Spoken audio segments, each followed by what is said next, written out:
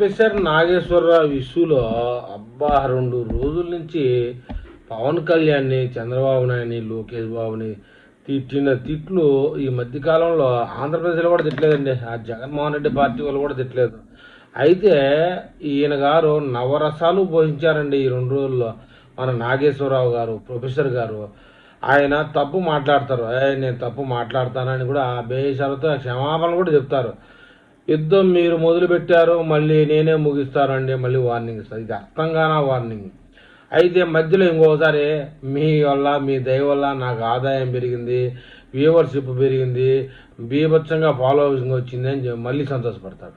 మళ్ళీ ఇంకొంచెం సేపు అయిన తర్వాత నేను తెలంగాణ అన్న చులకన భావం అని మళ్ళీ తెలంగాణ కార్డు పట్టుకుంటాడు. మళ్ళీ కొద్దిసేపు అయ్యాక నేను కామిటోని అన్న కులం కార్డు పట్టుకుంటాడు.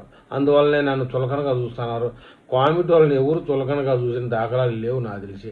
అయితే కులము నేను ఎక్కడ పెట్టను, కులం కార్డు నేను పెట్టనని మళ్ళీ అంతలేక అంటాడు.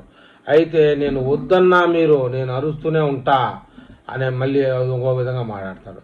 బెదిరిస్తే వీడు మాట్లాడడు అని ఏమన్నా మీరు అనుకుంటారేమో, నేను మాట్లాడుతూనే ఉంటా.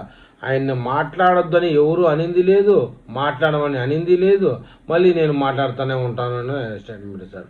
ఇవన్నీ ఒక రౌండ్ వేసి సిచ్యువేషన్ చూస్తే నవరత్నాలు పోషించాడండి నాగేశ్వరరావు గారు. నిన్న మొన్న మొత్తం మీద ఈ యొక్క ఇష్యూలో మహానాడు మూలకెళ్ళిపోయింది.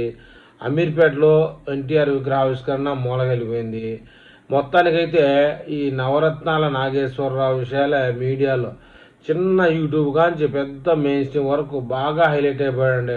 మొత్తానికి వాత చెప్పేది ఏంటంటే, ప్రొఫెసర్ ఉద్యోగం కన్నా వచ్చే జీతంలో కన్నా నాకు పేటిఎం ఇలాంటి విషయాల్లో వచ్చే ఆదాయమే మిన్నా అని చెప్తున్నాడు. అందుకే ఈయన ఈ మాటలు అన్నాడనే మొన్నటికి మొన్న ఏదో భవన్లో ప్రెస్ మీట్లో చిన్న పెద్ద యూట్యూబర్లు అందరూ వచ్చి పవన్ కళ్యాణ్ తిట్టాడు.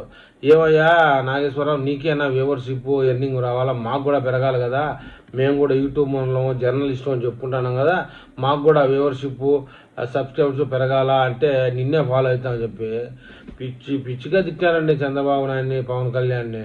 మొత్తానికి ఈయనైతే చెప్పుకున్నాడు మీ వల్ల నాకు ఆదాయం పెరిగింది సోషల్ మీడియాలని. మరి ఈ మిగతా వాళ్ళు ఎప్పుడు చెప్పుకుంటారో మరి చూడాలి.